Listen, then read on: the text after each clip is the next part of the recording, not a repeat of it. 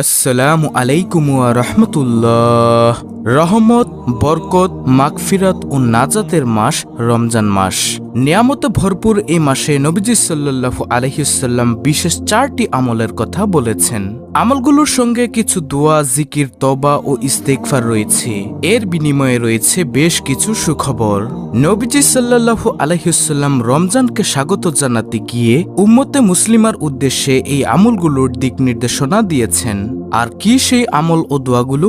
আজকের ভিডিওতে তা বিস্তারিত আলোচনা করব ইনশাআল্লাহ। প্রিয় দর্শক, আজকের ভিডিওতে আপনাদের সাথে এমন 4টি আমল নিয়ে কথা বলবো যে আমলগুলোকে নবীজি সাল্লাল্লাহু আলাইহি ওয়াসাল্লাম রমজান মাসের শুরু থেকে শেষ পর্যন্ত এই আমলগুলো করার জন্য প্রত্যেক মুসলিম উম্মাকে নির্দেশ দিয়েছেন।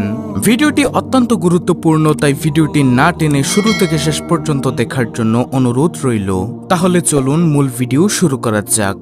দর্শক, নবীজি সাল্লাল্লাহু আলাইহি ওয়াসাল্লামের নির্দেশনা অনুযায়ী মুমিন মুসলমান অন্যান্য আমলের পাশাপাশি বিশেষ 4টি আমল, জিকির ও দোয়া করার মাধ্যমে মাসটি ইবাদতে কাটাবে, অর্থাৎ রমজান মাসটি কাটাবে।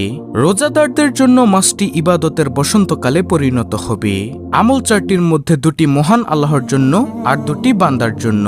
হাদিসে এসেছে, হযরত সালমান ফারসি রাদিয়াল্লাহু আনহু বর্ণনা করেন, শাবান মাসের শেষ দিন রাসূলুল্লাহ সাল্লাল্লাহু আলাইহি ওয়াসাল্লাম আমাদের উদ্দেশ্যে এই মর্মে বক্তব্য দেন যে, হে লোক সকল, অবশ্যই তোমাদের সামনে মহান মাস, বরকতময় মাস উপস্থিত। এ মাসে তোমরা 4টি আমল বেশি বেশি আদায় করবে।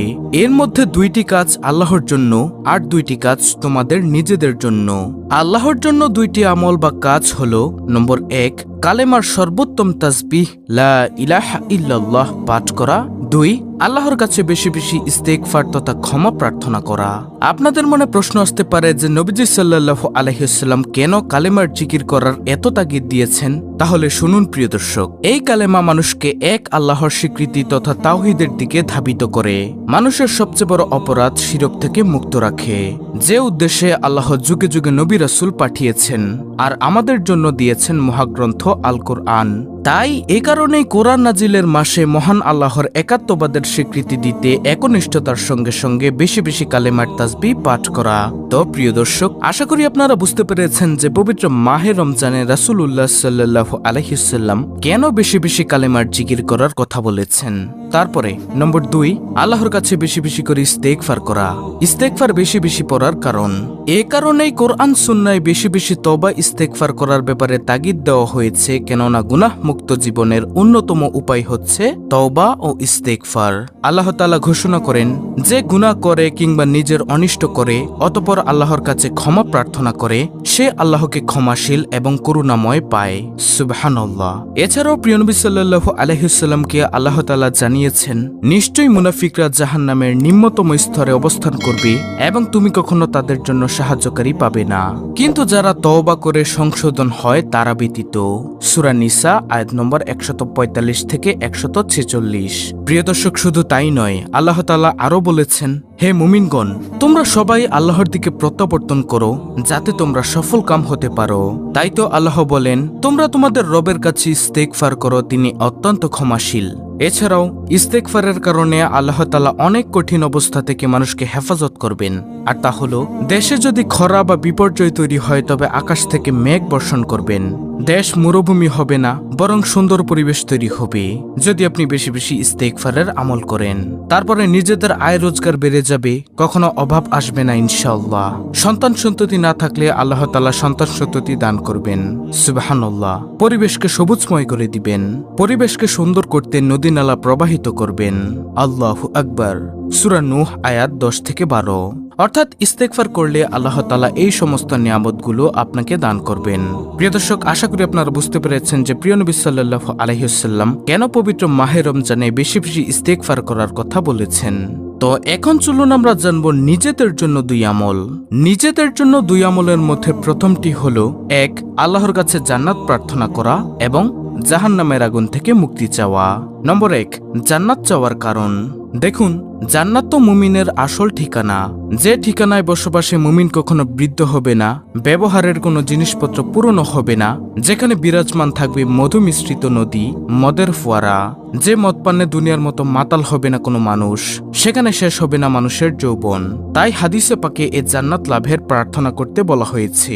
হাদিসে এসেছে, প্রিয় নবী সাল্লাল্লাহু আলাইহি ওয়াসাল্লাম আরো বলেছেন, যে ব্যক্তি আল্লাহর কাছে কোনো কিছু চায় না, আল্লাহ তাআলা তার প্রতি রাগান্বিত হন। তাই জান্নাত পেতে আল্লাহর কাছে বেশি বেশি প্রার্থনা, আকুতি মিনতি জানাতে হবে। তারপরে জাহান্নাম থেকে মুক্তি চাওয়ার কারণ।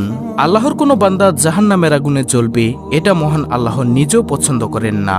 পরকালের চিরস্থায়ী জীবন যেন আল্লাহর ভয়াবহ আযাবে পরিণত না হয়, সেজন্যই আল্লাহর কাছে বেশি বেশি ক্ষমা চাইতে হবে। আর ক্ষমা প্রার্থনাকারীদের মহান আল্লাহ সবচেয়ে বেশি ভালোবাসেন। সুবহানাল্লাহ। সুপ্রিয় দর্শক, রাসূল সাল্লাল্লাহু আলাইহি ওয়াসাল্লামের হাদিসটিতে ঘোষিত 4টি আমলের যথাযথ বাস্তবায়নে এই দোয়াগুলো পড়া জরুরি, যা ধারাবাহিকভাবে তুলে ধরা হলো। যেমন বেশি বেশি কালেমার এই তাসবিহ পড়া, লা ইলাহা ইল্লাল্লাহ, অর্থ আল্লাহ ছাড়া কোনো উপাস্য নেই। তারপরে বেশি বেশি তওবা ইস্তেগফার করা, সাইয়্যিদুল ইস্তেগফার সহ কয়েকটি ইস্তেগফার তুলে ধরা হলো। যেমন আপনি সর্বদা আস্তাগফিরুল্লাহ এই শব্দটি বেশি বেশি পড়তে পারেন পবিত্র মাহে রমজানের শুরু থেকে শেষ পর্যন্ত। আস্তাগফিরুল্লাহ অর্থ আমি আল্লাহর কাছে ক্ষমা প্রার্থনা করছি। ইস্তেগফারের নিয়মগুলো আমি আপনাদেরকে বলছি। প্রতি ওয়াক্ত ফরজ নামাজের সালাম ফিরানোর পর রাসূলুল্লাহ সাল্লাল্লাহু আলাইহি ওয়াসাল্লাম এই ইস্তেগফারটি অর্থাৎ আস্তাগফিরুল্লাহ 3 বার পড়তেন, মিশকাত শরীফের হাদিস। অথবা আপনি এই ইস্তেগফারটিও পড়তে পারেন, আস্তাগফিরুল্লাহ ওয়া আতুবু ইলাইহি, অর্থ আমি আল্লাহর কাছে ক্ষমা প্রার্থনা করছি এবং তার দিকেই ফিরে আসছি। নিয়ম, এই ইস্তেগফারটি প্রতিদিন 70 থেকে 100 বার পড়া। রাসূল সাল্লাল্লাহু আলাইহি ওয়াসাল্লাম প্রতিদিন 70 বারের অধিক তওবা ও এই ইস্তেগফার করতেন, বুখারী শরীফের হাদিস।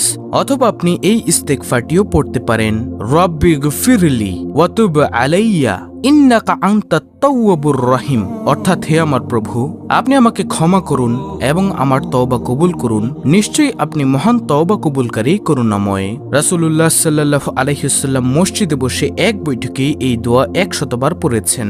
আবু দাউদ, ইবনে মাজাহ, তিরমিজি, মিশকাত শরীফের হাদিস।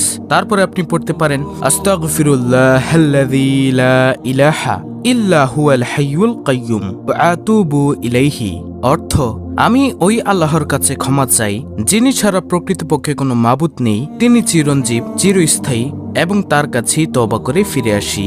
এই ইস্তেগফারের ফজিলত সম্পর্কে প্রিয় নবী সাল্লাল্লাহু আলাইহি ওয়াসাল্লাম বলেছেন, দিনের যে কোনো ইবাদত বন্দেগী তথা ক্ষমা প্রার্থনার সময় এভাবে তওবা ইস্তেগফার করা।